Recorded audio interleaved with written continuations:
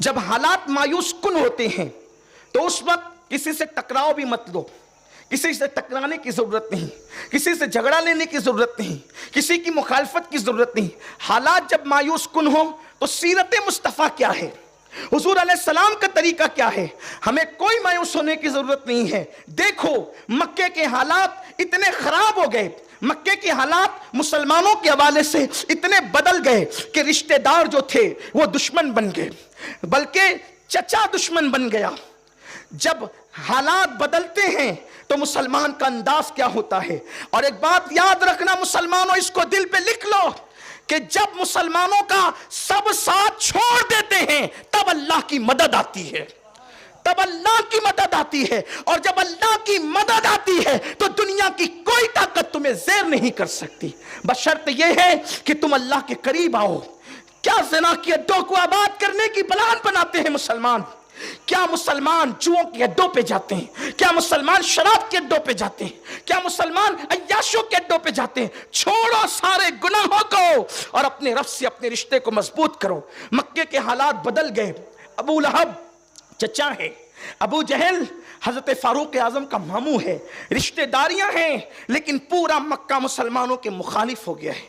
جب مسلمانوں کے مخالف ہوا، حالات اتنے بدلے کہ اللہ کے رسول مصطفیٰ جان رحمت صلی اللہ علیہ وآلہ وسلم جو ہے وہ مکہ چھوڑنے پر بظاہر جو ہے وہ آقا کریم صلی اللہ علیہ وآلہ وسلم نے فیصلہ کر لیا، مکہ چھوڑنے حضور، لیکن لا تقنطوا من رحمت اللہ کی رحمت سے کبھی مایوس نہیں ہونا، نا امید نہیں ہونا۔ نا امیدی کفر ہے، نا امیدی کفر ہے۔ امید اپنے اندر پیدا کرو، امید کی کرن پیدا کرو، کیونکہ سب سے بڑی طاقت اپنے پاس ہے، اللہ کی طاقت اپنے پاس ہے، ایمان کی طاقت اپنے پاس ہے، قرآن کی طاقت اپنے پاس ہے، رسول اللہ صلی اللہ علیہ وسلم کی طاقت اپنے پاس ہے، بس رشتہ جوڑنے کی ضرورت ہے۔ حضور علیہ السلام مکہ چھوڑنے، کس شان سے چھوڑ رہے مکہ؟ صرف ایک صحابی دبلے پتلے، حضور کے جو صحابی حضور کے ساتھ تھے دبلے پتلے۔ انسان جب مجبور ہو کر پریشان ہو کر کہیں سے نکلتا ہے تو مضبوط ساتھیوں کے ساتھ نکلتا ہے، ٹھیک ہے، مضبوط باڈی گارڈ کے ساتھ نکلتا ہے کہ حملے کے موقع پر میری مدد یہ بندہ کرے گا۔ لیکن حضور علیہ السلام نے جس کو ساتھ لیا اس کا وزن وہ بظاہر دبلا پتلا ہے، کمزور شخصیت ہے، جسم کے اعتبار سے کمزور ہے مگر ایمان کے اعتبار سے اتنی مضبوط ذات ہے کہ حضور فرماتے ہیں سب کا ایمان ایک پلڑے میں رکھو اور میرے ابو بکر کا ایمان ایک پلڑے میں رکھو تو سب کی ایمان پہ ابو بکر کا ایمان بھاری پڑ جائے گا، یقین اس کا بھاری پڑ جائے گا۔ حضور نے سب سے دبلے پتلے صحابی کو ساتھ لیا، لیکن جب کعبے کا آخری مرتبہ طواف کیا تو کعبے کا طواف کر کے حضور نے کعبے کو دیکھا اور رو پڑے اور کہنے لگے اے کعبہ میں تجھ سے بہت محبت کرتا ہوں، اے کعبہ میں تجھ سے بہت محبت کرتا ہوں، میں تجھے کبھی چھوڑ کر نہ جاتا، تو میرے اللہ کا گھر ہے، مگر اے کعبہ سن لے میں آج جا رہا ہوں، میں آج جا رہا ہوں لیکن جلدی واپس آؤں گا، یقین بول رہا ہے جلد واپس آؤں گا۔ دیکھو حالات ایسے، حضور گھر چھوڑ کے جا رہے ہیں مگر حضور فرما رہے امتیوں کو درس دینے کے لیے حالات سے کبھی مایوس نہیں ہونا۔ حضور کہتے ہیں میں جلد لوٹ کر کے آؤں گا، اور پھر صدیق اکبر کو ساتھ لے کر حضور غار ثور میں 3 دن تک رکتے ہیں۔ دو لوگ ہیں، دو لوگ، ایک صدیق اکبر ہے، سرکار ہے۔ واقعہ بتانا مقصد نہیں، صرف اشارہ دینا تاکہ امید کی کرن پیدا ہو۔ کوئی مایوس ہونے کی ضرورت نہیں ہے، حالات سے حالات بدلتے رہیں۔ حکمراں کبھی نیک آتے ہیں، کبھی بد آتے ہیں، کبھی رحم دل آتے ہیں، کبھی سخت دل آتے ہیں، لیکن اللہ تو ہمارا وہی ہے، ہمیشہ سے ہمیشہ رہے گا، اللہ نہیں بدلتا، اللہ تو وہی ہے نا، اللہ وہی ہے، تو ہمیں پریشان ہونے کی کوئی ضرورت نہیں ہے، صرف اللہ سے رشتہ جوڑنے کی ضرورت ہے۔ چھوڑ دو گناہوں کو، چھوڑ دو عیاشیوں کو، چھوڑ دو برائیوں کو، حرام چھوڑ دو، حرام کھانا چھوڑ دو، سود چھوڑ دو، رشوت چھوڑ دو، جھوٹ چھوڑ دو، غیبت چھوڑ دو، چغلیاں چھوڑ دو، حق تلفیاں چھوڑ دو۔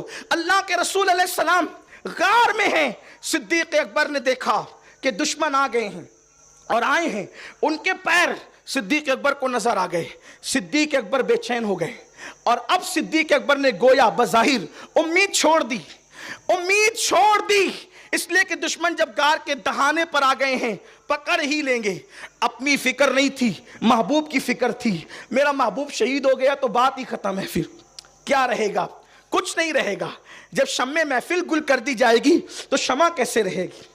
شمع محفل بجھا دی جائے گی تو زینت محفل کہاں چلی جائے گی؟ ظاہر سی بات ہے، محفل سے پیر موگا اٹھ کر چلا جائے تو محفل کی رونق چلی جاتی ہے، اگر رسول اللہ چلے جائیں گے تو پھر کائنات کا حسن کہاں ہوگا، کائنات کی بہاریں کہاں ہوگی؟ اسی لیے قدرت نے فیصلہ کیا ہے، حبیب جب تک تجھے رکھوں گا تبھی تک کائنات کو رکھوں گا، جب تجھے اٹھا لوں گا تو کائنات کو بھی اٹھا لوں گا۔ پتا چلا آج کائنات موجود ہے، مصطفیٰ جان رحمت موجود ہے، نظر آئے یا نہ آئے، وہ جو نہ تھے تو کچھ نہ تھا، وہ جو نہ ہو تو کچھ نہ ہو۔ اللہ اکبر، جان ہے وہ جہان کی، جان ہے تو جہان ہے۔ اگر خوشیوں کی بہاریں آ رہی ہے تو مصطفیٰ جان رحمت موجود ہے، اگر عیدیں پلٹ پلٹ کر آ رہی ہے تو مصطفیٰ جان رحمت موجود ہے، اگر گلستہ میں بہاریں آ رہی ہے تو مصطفیٰ جان رحمت موجود ہے، رمضان شریف پلٹ پلٹ کر آ رہا ہے تو مصطفیٰ جان رحمت موجود ہے، حضور موجود ہے۔ یہ اور بات ہے نظر آئے یا نہ آئے۔ صدیق اکبر کو غم ہوا، غم کرنے لگے میرے محبوب کا کیا ہوگا،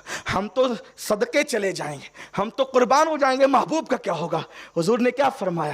لا تحزن لا تحزن ان اللہ معنا، ابو بکر غم نہ کر، اللہ ہمارے ساتھ ہے۔ لیکن اللہ ہمارے ساتھ ہے۔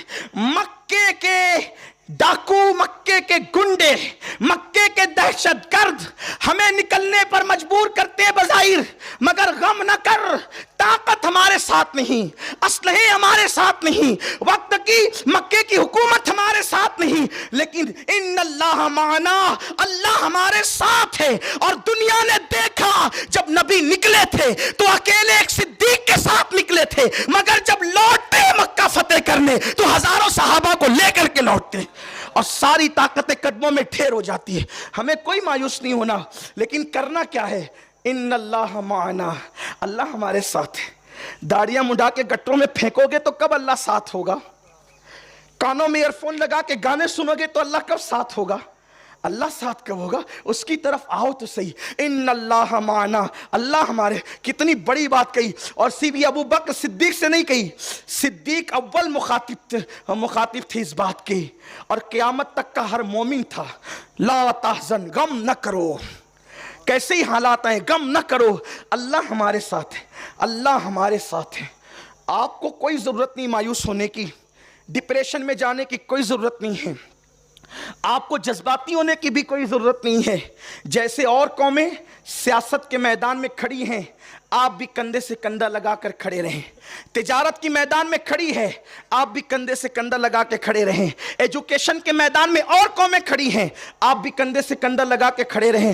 مایوس نہ ہو، جتنا ٹیلنٹ آپ کے پاس ہے، بس بات ختم کر رہا ہوں، جتنا ٹیلنٹ آپ کے پاس ہے، صلاحیت، اتنا کسی کے پاس نہیں ہے۔ سب کو آپ کے ٹیلنٹ سے خوف ہے، اس لیے کہ آپ کے پاس صلاحیت بہت ہے، اللہ نے آپ کو ذہن بہت دیا ہے، آپ کو دماغ بہت دیا ہے۔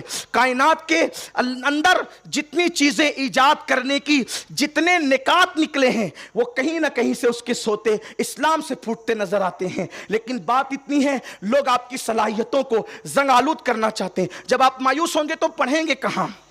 جب آپ مایوس ہوں گے تو تجارت کہاں کریں گے؟ کوئی مایوس نہیں ہونا، اللہ سے رشتہ مضبوط کر کے گھر سے نکلو، اور موت سے تو ڈرنا چھوڑ دو، اس لیے کہ ایمان بنا لو۔ اگر یہ ایمان نہیں ہے تو اپنے ایمان کا جائزہ لو کہ پھر تم کیا ہو، پھر تم کیا ہو۔ مومن کی شان یہ، مومن کا ایمان ہے کہ جس دن اللہ نے آپ کی موت لکھ دی ہے، اس سے ایک سیکنڈ پہلے موت نہیں آ سکتی، اور اس کے ایک سیکنڈ بعد موت نہیں آ سکتی۔ اگر اس نے لکھی ہے کوئی بچا نہیں سکتا۔ اے سی میں پیک کمروں میں بھی محفوظ نہیں رہ سکتے۔ قرآن کہتا ہے، اللہ اکبر، اللہ رب العزت ارشاد فرماتا ہے کہ اینما تکونوا یدرککم الموت ولو کنتم فی بروج مشیدہ، کہ اگر تم مضبوط قلعوں میں بند ہو جاؤ گے تو بھی تمہیں موت وہاں پر آ کر کے رہے گی۔